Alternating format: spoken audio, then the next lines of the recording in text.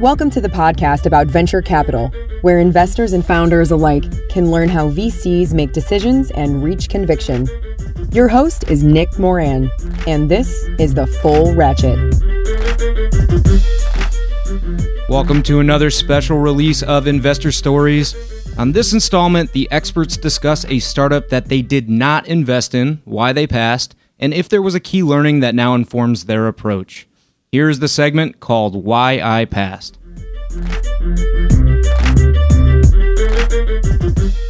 On today's special segment, we have Ty Finlay of Ironspring Ventures. Ty, can you tell us a story about a good or a bad pass? A story about a startup that you passed on? One that sticks out to me that I got a great relationship with these guys, but I'm a big fan of what the Tulip guys are building up in Boston, Massachusetts. It's a call it next gen connected worker platform for industrial manufacturing environments that also is I think trying to aim ultimately toward building a next gen MES system. And so we saw this company when I was at GE Ventures, and I think this goes into where ultimately the struggle is between how fast and how efficiently can you deploy technology like a new next-gen MES system into an industrial environment, right? That's their core system of record. And so I think these guys have just done a phenomenal job showing that you can do it, and they're scaling nicely. And so that would be one where a friend that's in the digital industrial investment ecosystem, Dana Grayson, now off starting her new fund, was pretty bullish on, and we probably missed on that one. So I'd have to put that on my wall, I would say.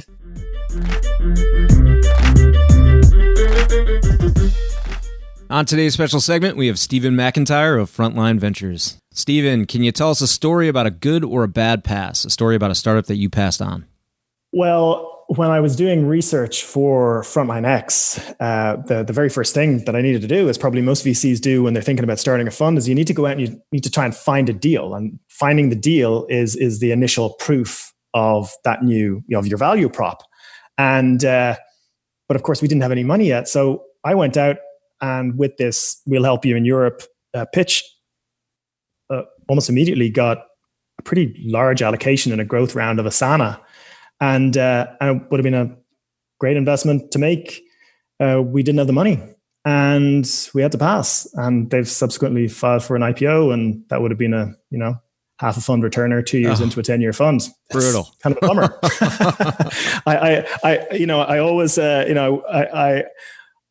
I'm always, well, in one way, is sort of delighted to see how well they've done, and on the other hand, I feel slightly nauseous every time I look at their growth curve. That's tough. Did you consider stitching together an SPV or trying to figure something out there? We definitely would do something like that now. It all happened so fast. Frankly, because this was a brand new fund concept, I wasn't expecting to get traction so fast. Sure, is the honest, and we just didn't have time. It was coming together just too quickly. So That's yeah, funny. We won't let that happen again. And the big lesson there was always be in the market. You just always have to have money, because you never know when the opportunity will come. You're 100% right. Like, I was looking through our anti-portfolio the other day, and it's not super long, but 3 of the companies were on there. We could only do one investment at a time. When we first started, we couldn't do more than one on the platform. We were just doing SPVs. And so we chose one out of 3 companies, and all 3 we should have done, right? They all made kind of our final decision, and had we done all 3, that would have been great. But it's tough. Timing is tough.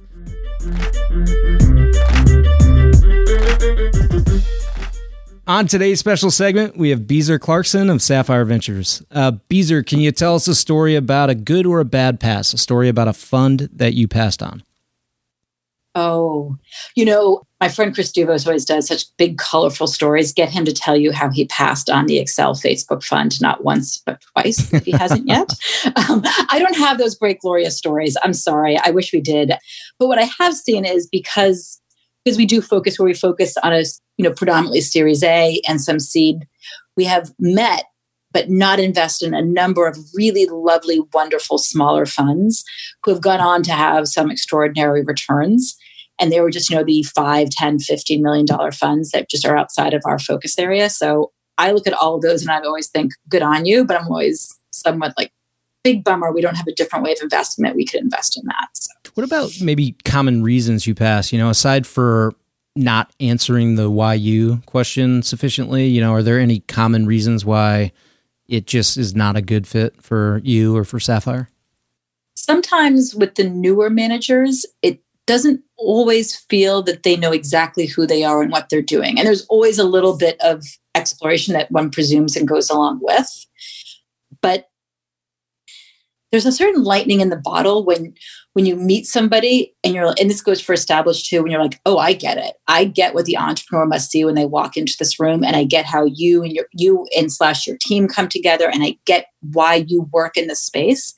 And that's super powerful. And then when it's not there and it's a bit like, okay, I get it. But as much wiser LPs than I said, as an LP, you don't have to invest in every great fund, but every fund you invest in, you need to believe will be great.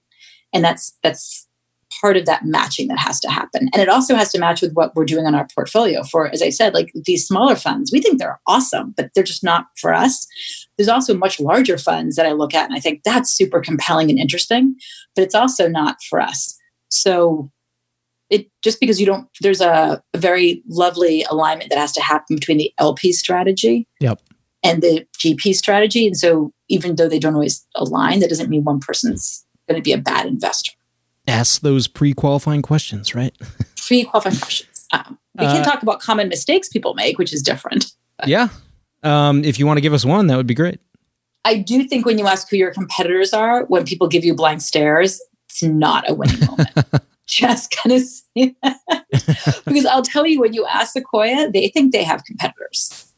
So, and I'm just picking on them because they are just amazing investors. So if they think there's competitors out there, then I think all the rest of us mere mortals have them too, right?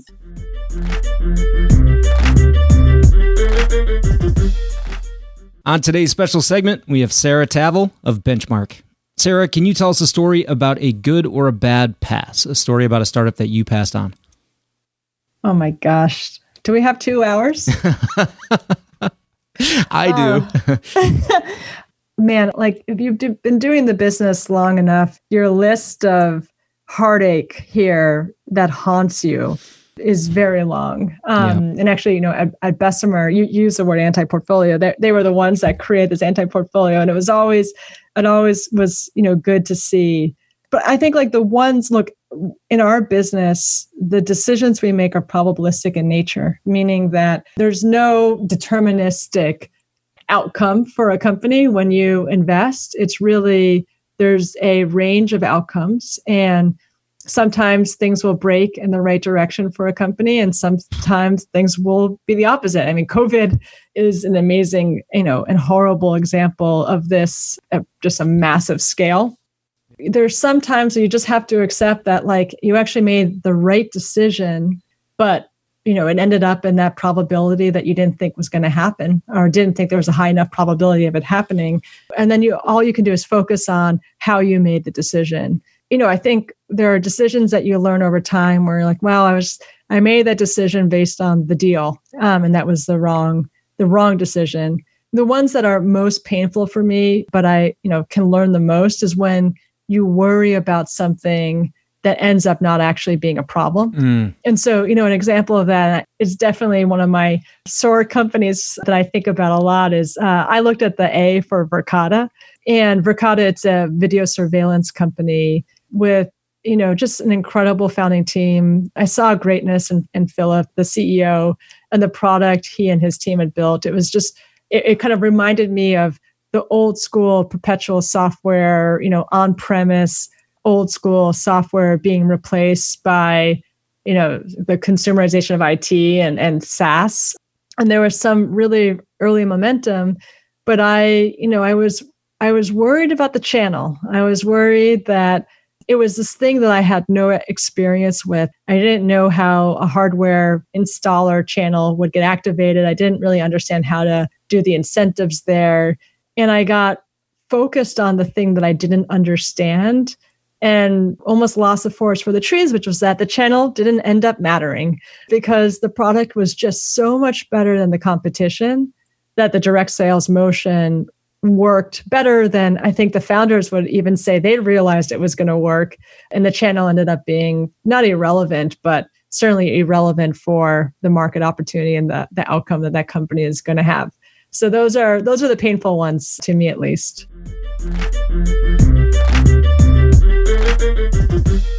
That will conclude this installment of Investor Stories. If you're enjoying the program and would like to see it continue, take a moment and leave a 5-star review in iTunes.